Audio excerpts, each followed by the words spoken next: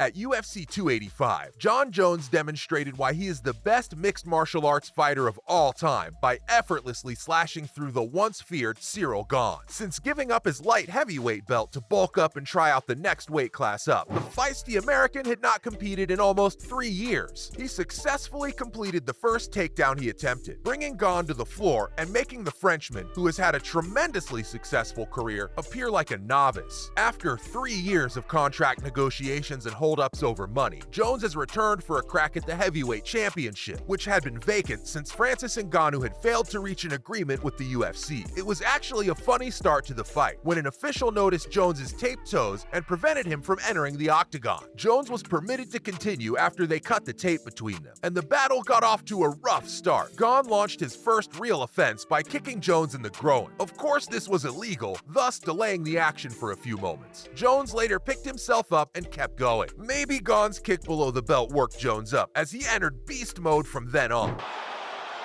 He's not under the chin. And Gane's head is not really in there. Certainly applying pressure, though, and keeping his head bent down makes it difficult to breathe. He's making him carry his weight. Yes. Before trying a takedown, Jones landed a few leg kicks. Gane offered little opposition in response as he made his way along the ground toward the safety of the fence. Jones, however, gathered up his opponent and coiled his long arms around Gane's neck in a vicious guillotine, and that was it. Gane tapped out faster than a drum roll sequence. Look, yeah, because we couldn't see it from the other side. We were looking at it physically through the cage, but when you see it on camera, he's tight. Under the chin. Oh, he's got it tight. Oh, yeah, amazing. He's squeezing there. Yeah, Gane wasn't going in. It took 2 minutes and 4 seconds into the opening round to seal Ciryl Gane's shortest defeat in his incredible career. Even while it was initially unclear why Gane had tapped so quickly, it soon became obvious that the guillotine choke was locked in tight, and Gane had little chance of escaping. All week, Jon Jones had exuded confidence, saying the fight was a mismatch, and even labeling Ciryl Gane as the most incomplete heavyweight in the top 5 of the UFC. After the fight, Jones called out Gane's major rival, Stipe Miocic, who was watching from the crowded T-Mobile Arena. The crowd went wild as Jones challenged the former heavyweight champion to a match. You think I did? Absolutely. Well, I think I did. I think you're the best in the world. I am the best in the world. You're the heavyweight champ. Boom! That's it. No one can say anything else. Who's next for you? Right now, it's my kitchen. In the heavyweight class, Miocic is regarded as one of the most accomplished and feared grapplers in the UFC, and Jones didn't hold back from telling the world that he was a much more formidable foe than Ciryl Gane. In his post-match interview with Joe Rogan, Jones said, "So you guys want to see me beat up Stipe, right? The UFC always gives the fans what they want to see. Stipe, I hope you've been training, my guy. You're the greatest heavyweight of all time, and that's what I want, and I want you really bad." I had this thing where I just felt invincible, and I did a lot of wild stuff leading up to the fight. I definitely didn't give it my all.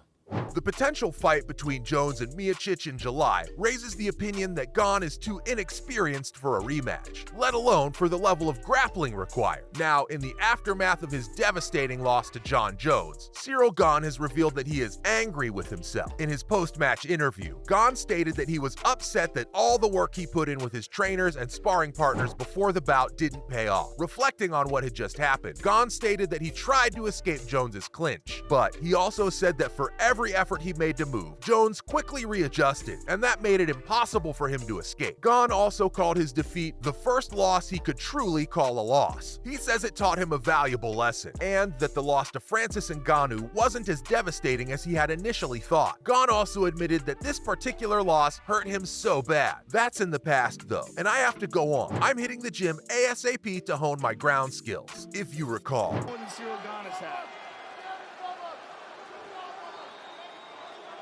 Final 10 seconds.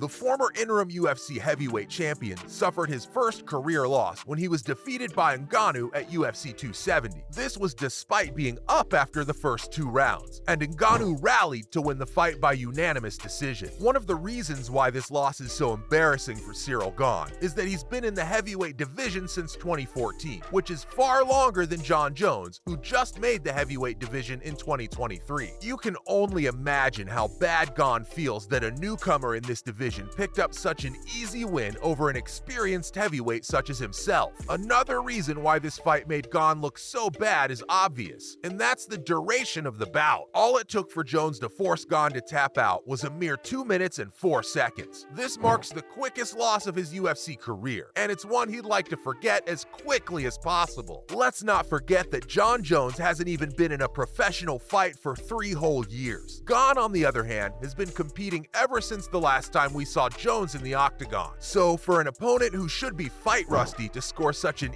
easy win over the informed Gane must have been a hard pill for the Frenchman to swallow. But there's more reason for Gane to feel embarrassed. Before the fight, Jones had stated that Gane was the most incomplete heavyweight in the UFC top 5, and that he was so sure he would score a win over him. Well, Gane must have had it at the back of his mind that he was going to prove Jones wrong. He was determined to show the world that he was not the most incomplete heavyweight like Jones said. But unfortunately for Gane, Jones was right. Jones dispatched him quickly with some top-notch wrestling skills and showed the world that Gane had a lot to learn on the ground. Sure, Gane is a hard hitter, but as MMA fans witnessed a few days ago, the Frenchman has a lot to learn as far as grappling is concerned. Jones has said all week he's still moving like a light heavyweight.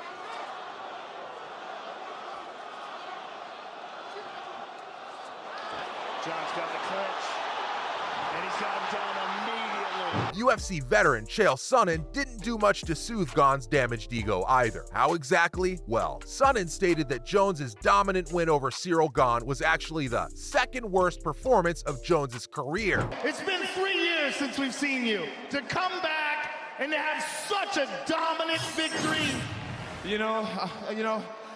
First and foremost, you know what's coming. Now imagine a feared fighter like Ciryl Gane to hear from a UFC veteran that he lost to an opponent who wasn't even at his best. How embarrassing. I mean, John took no punishment except a kick to the nuts, got him down immediately, and just absolutely dominated him. And now he's the heavyweight champion of the world. Sonnen was of the opinion that Jones' match-winning takedown was actually clumsy. Also, he assessed that the takedown wasn't even on purpose. Sonnen went on to say that Jones only managed to succeed with the takedown because Ciryl Gane was scared. It's safe to assume that Ciryl Gane fans would be disappointed too, as they had hoped their star man would put up a better performance against a ring-rusty Jones. Even if he was going to end up losing, they would have expected a much tougher fight from him. But on the contrary, all they got from Gane was a weak ground game, and of course, the misplaced low blow he landed in Jones' groin. For those who have never seen Ciryl Gane in the octagon, watching his fight against Jones would make them believe he was a rookie. Little would they have known that Gane used to be one of the most feared fighters in the world. The good news is that Gane himself has admitted that his grappling needs to be improved. We don't know who he's facing next, but we'd expect that he'd like to bounce back stronger than ever. And if Gane gets back in the mood, it could mean very bad news for whoever his next opponent is.